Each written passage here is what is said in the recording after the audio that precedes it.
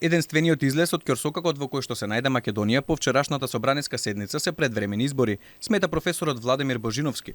Тој додава дека досега веќе 3 пати имало нужна потреба од избори, а сега, откако власта не го најде потребниот број народни избраници за да ги спроведат бугарските барања, па дури и двајца од редовите на Социјалдемократскиот сојуз не гласаа за дневниот ред за уставните измени, изборите остануваат единствениот излез. Првиот момент кога требаше да има избори, според Божиновски, беше поубедливиот пораз на ДУИ и СДСМ на локалните избори, кога владата беше сериозно разнишана.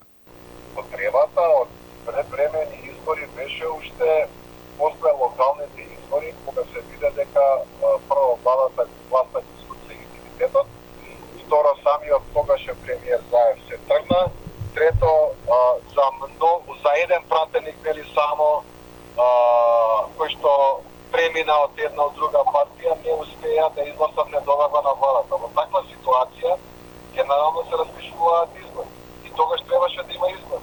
Вториот клучен момент кога мораше да се распишат предвремени избори беше пред прифаќањето на францускиот предлог односно преговарачката рамка.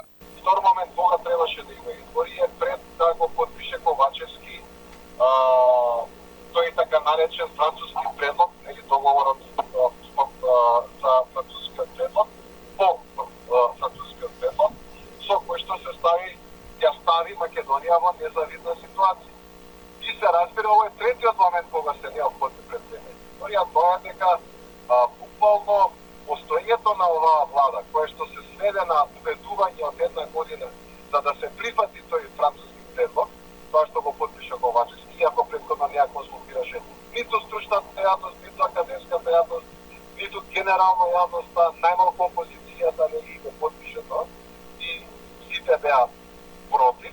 Тој вели дека сега по вчерашниот дебакал на седницата за уставни измени, најдобар начин за да се изведат изборите би било претседателските да се случат заедно со парламентарните.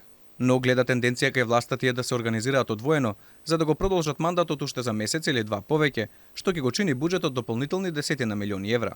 А во прашање се става и излезноста на претседателските. Професорот Ненад Марковиќ смета дека со вчерашното прекинување на собраниската седница само се купува време за политички притисок за уставните измени. За тајмингот на изборите вели дека станува збор за политичка метеорологија која што е тешко да се прогнозира, но смета дека ќе е поверојатно да се дојде до решение за измените на уставот по парламентарни избори. Изборите кои би биле и во редовниот термин, секако тоа решение ќе го донесат, какво год тоа да биде, што зависи нормално од распоредот на силите, кој силно ја фаворизира опозицијата или низиниот рейтинг, но тоа не значи дека формирањето на влада ќе оди лесно и дека тие договарања, понатаму се знае дека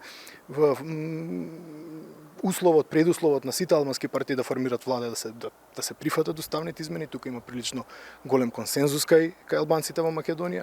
За можност од радикализација на албанците, зашто вчера зборуваше независниот пратеник Скендер Реџепи, кој порача од албанските општини, како што ги нарекува тој, можело да тргнат на патот кон Европската унија без македонските општини. Професорот Марковиќ вели дека такви изјави не треба да не загрижуваат. Не треба многу да придаваме значење на овој тип на изјави, тоа е повторно еден тип на така латентна етничка закана, условно кажано, која ја мислам само во функција да се направи притисок и ништо повеќе.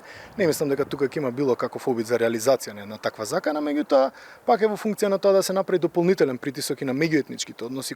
ВМРО, ДПМН и коалицијата што ја предводи не се единствените кои излезот од политичката криза во Македонија го гледаат во предвремени избори. На иста позиција се и албанските опозицијски партии, кои на заедничка пресконференција пред Македонското собрание се приклучија на повиците за предвремени избори. Тие порачаат доколку нема мнозинство за уставни измени, да се гласа за распуштање на парламентот.